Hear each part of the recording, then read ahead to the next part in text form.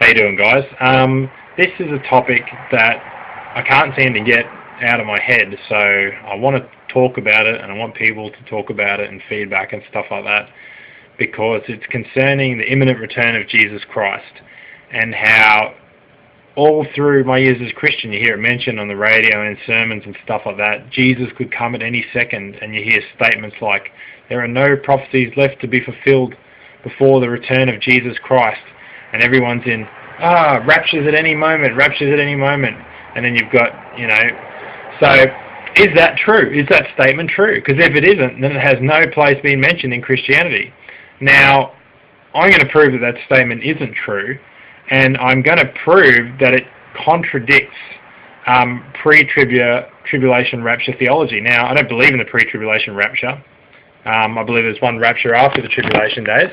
The rapture is actually the second coming, it's the resurrection. However, for those who do believe that before the tribulation days start, that there will be an imminent return of Jesus Christ. He will secretly whisk away all the Christians and leave the world to go to hell. It actually is extremely illogical according to the pre-tribulation theology. Their own beliefs contradict that, and I'll explain what I mean, right? Both camps, pre- and post-rapture tribulation believers, understand that there are several things required to happen before Judgment Day. These are the mark of the beast. Israel must be attacked by the surrounding nations. The two witnesses have to prophesy, and the Antichrist has to rule and reign for however many years he does, right?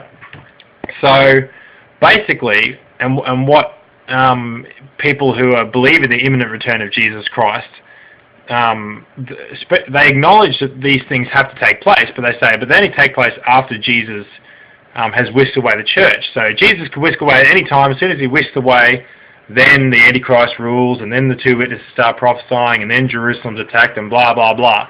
So because in their theology they put all those events after this secret rapture, they say there's no signs left, because in their theology they put all the signs after the rapture.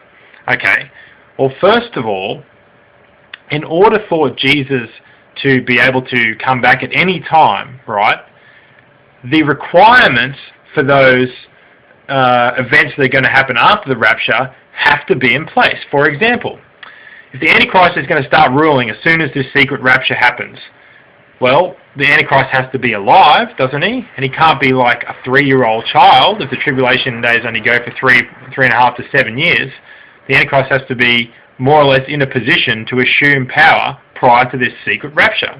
Okay? And if he's not, if there's any point in history where the Antichrist hasn't been born yet, the rapture can't happen then, the secret rapture, because the prophetic requirement hasn't been fulfilled. The same goes with the two witnesses. If they haven't been born yet, then this secret rapture can't happen according to your own theology, because they're supposed to start prophesying as soon as this secret rapture happens. So if they're not born, therefore Christ can't come back at any time. He can only come back at the point in history when the Antichrist is in power and when the two witnesses are born and at an age ready to begin their prophecy.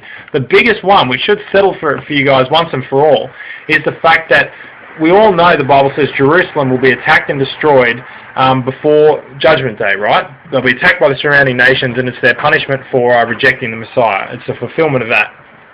So can Christ come back at any time, knowing that in pre-tribulation theology, after he comes back, then Jerusalem has to be attacked, or Israel has to be attacked?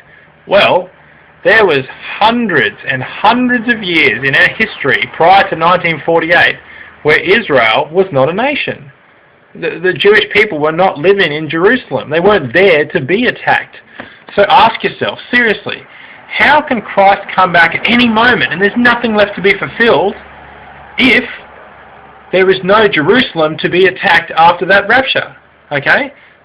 In other words, it's only since 1948 can you say that Jerusalem is there, and therefore it's in a position to be attacked.